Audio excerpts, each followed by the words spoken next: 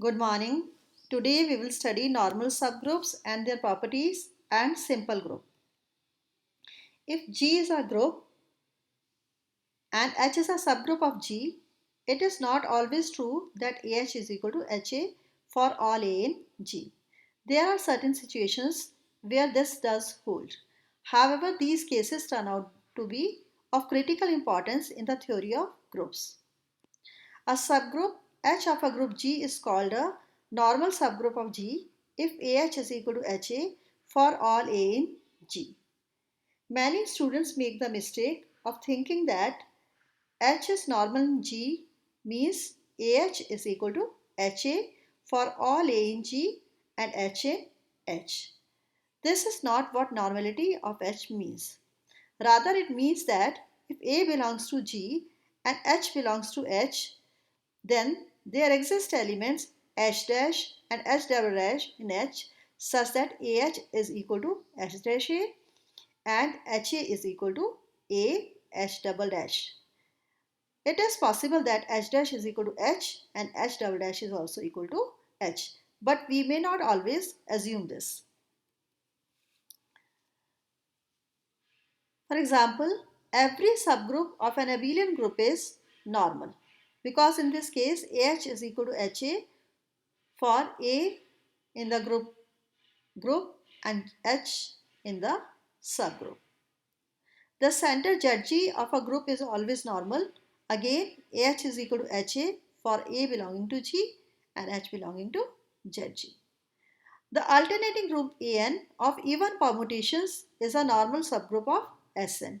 For example, we know that if 1, 2 belongs to symmetric group Sn, then 1, 2, 3 also 1, 2, 3 belongs to An.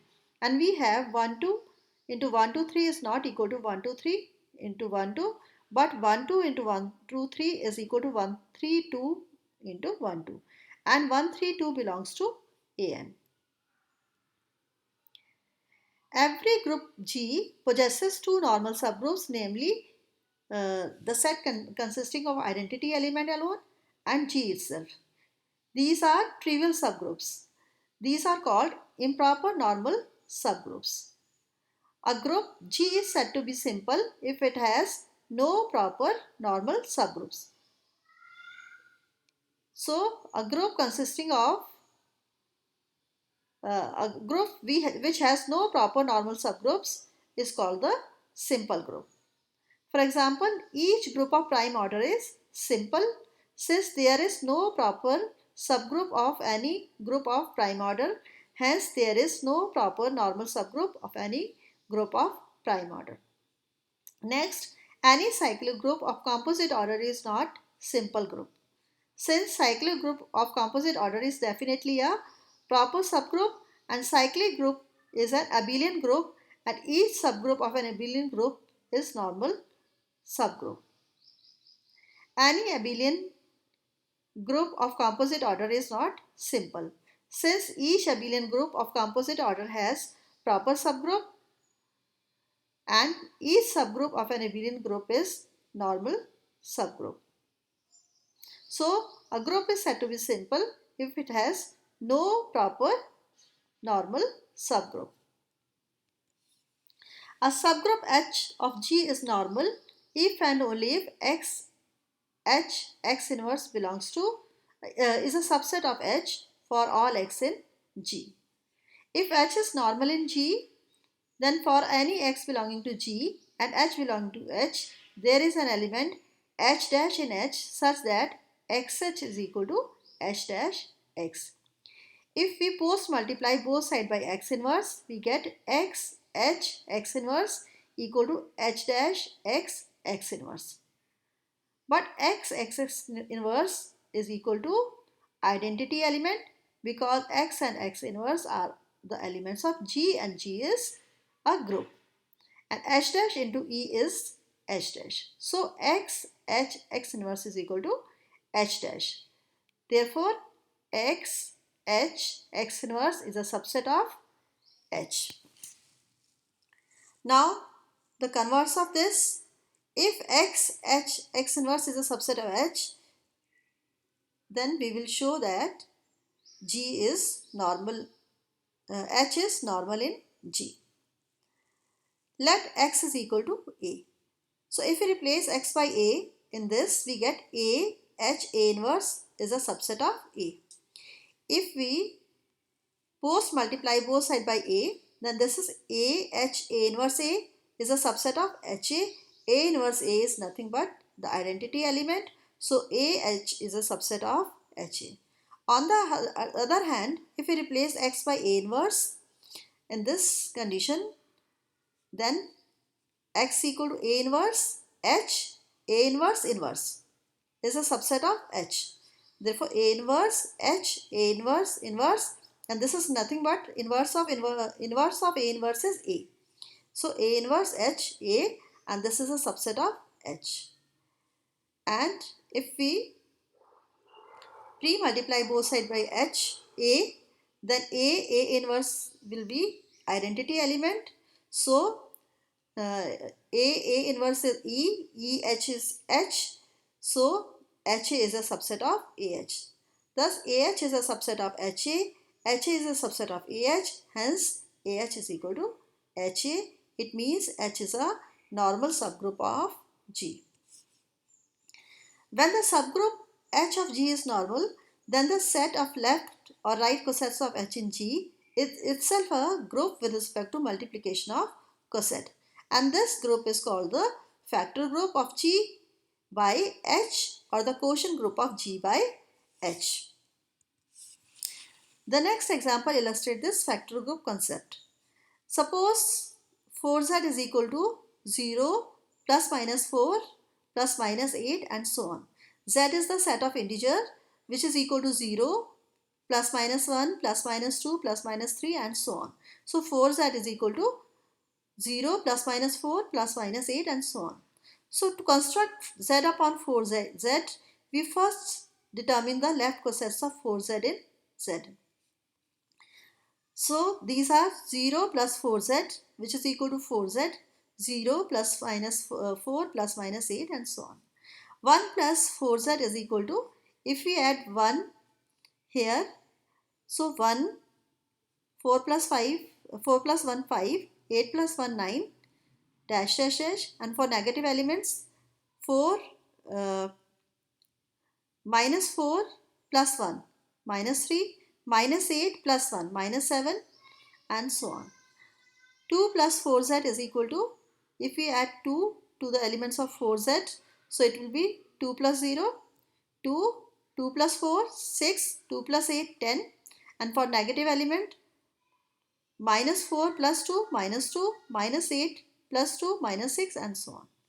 3 plus 4z is equal to 3 plus 0, 3, 4 plus 3, 7, 3 plus 8, 11. And for negative elements, 3 minus 4, minus 1, 3 minus 8, minus 5 and so on. So 1 plus 4z is equal to 159, minus 3, minus 7, minus 11. 2 plus 4z is 2, 6, 10 and minus 2, minus 6, minus 10 and so on. 3 plus 4z is 3, 7, 11 and minus 5, minus 9 and so on. We claim that there are no other elements. For if k belongs to z, then k is equal to 4q plus r, where r lies between 0 and 4. Of course, 0 is included. K plus 4z is equal to r plus 4q plus 4z. So 4q plus 4z is nothing but 4z because it is an integer. Now that we know the elements of the factor group, we have calculated here 0 plus 4z, 1 plus 4z, 2 plus 4z and 3 plus 4z. Now we next determine the structure of z upon 4z. We use Cayley table for it. So elements here are 0 plus 4z, 1 plus 4z, 2 plus 4z, 3 plus 4z. Here it is 0 plus 4z, 1 plus 4z, 2 plus 4z and 3 plus 4z. So elements of first row are, if we apply the operation, given operation with the elements of first row with the extreme element on the extreme left side, so 0 plus 4z plus 0 plus 4z, it will be again plus 4z, 0 plus 4z plus 1 plus 4z, it will be 1 plus 4z. Similarly, 2 plus 4z plus 3 plus 4z.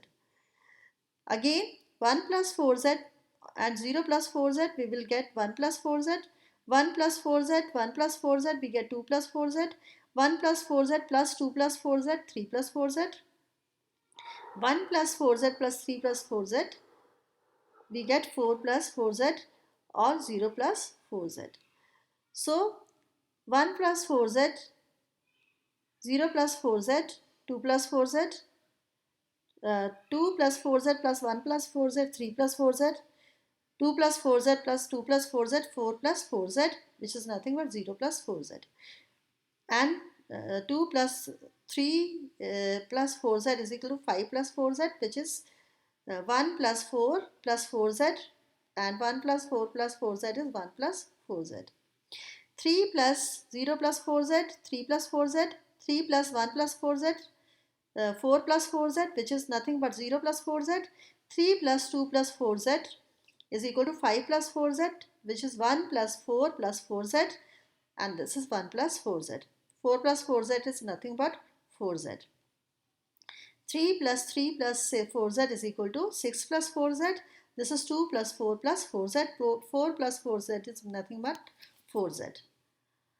So here under operation, we have constructed the Cayley table. All the all the elements of this table belongs to the set, and this table identity element 0 plus 4z is the identity element because first row is identical with the top border row. Beside this, associativity are satisfied because addition is associative for the elements of integer with respect to addition. 0 plus 4z is the identity element. So clearly z upon 4z is equivalent to z upon z4. More generally, if for any n greater than 0, we let nz equal to 0 plus minus n plus minus 2n plus minus 3n, then z upon nz is isomorphic to zn. So next example is, suppose g is equal to z18.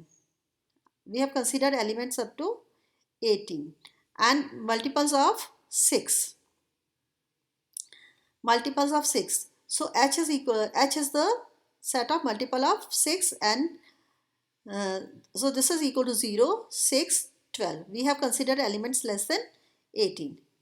So g upon h is equal to 0 plus h, 1 plus h, 2 plus h, 3 plus h, 4 plus h, and 5 plus h. This consists of 6 elements.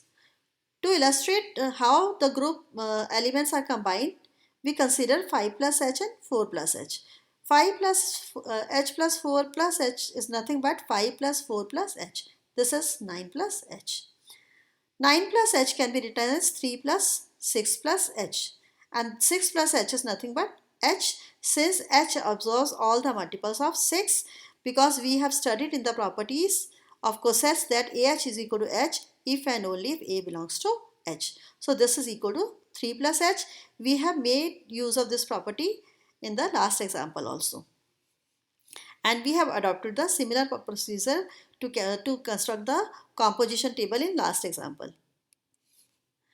So take care of some things in this while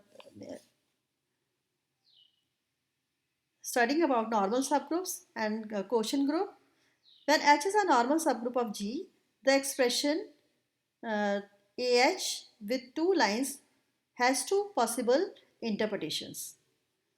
One could be thinking of AH as a subset of elements and AH as the size of the set, because it denotes the number of element in AH. Secondly, one could be thinking of AH as a subgroup of element of the factor group G by H, and AH as the order of element of AH in GH. In last example, for instance, the set 3 plus h has a size 3. Since 3 plus h is equal to 3, 9, 15, it consists of 3 elements. But the group 3 plus h has order 2. Since 3 plus h plus 3 plus h is equal to 6 plus h, and this is nothing but 0 plus h. As is usually the case, when one notation has more than one meaning, the appropriate interpretation will be clear from the context. In this way, one can see that the formation of a factor group G by H causes a systematic collapse of the elements of G.